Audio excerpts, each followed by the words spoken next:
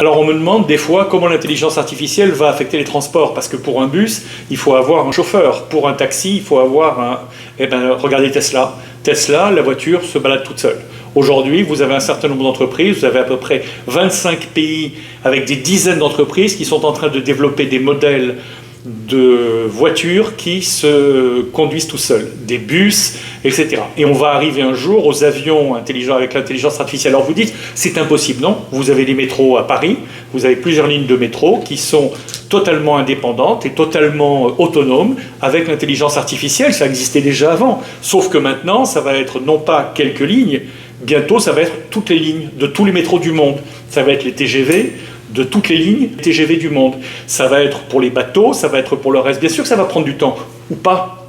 C'est-à-dire que si aujourd'hui vous êtes dans le métier des transports, ou bien vous cherchez à vous adapter, à comprendre l'intelligence artificielle et à dire « Ok, comment est-ce que je peux utiliser l'intelligence artificielle pour apporter de la valeur ajoutée à mon employeur en lui disant « Oui, mais moi j'ai appris l'intelligence artificielle », c'est pas forcément du coding, c'est comment appliquer l'intelligence artificielle à l'industrie en question et dire à son employeur « Moi je sais maintenant comment vous gérez une flotte de bus », où trouver les programmeurs, soit par software, soit des individus, des êtres humains, pour vous faire les softwares de gestion, pour vous aider à faire les softwares de gestion de transport.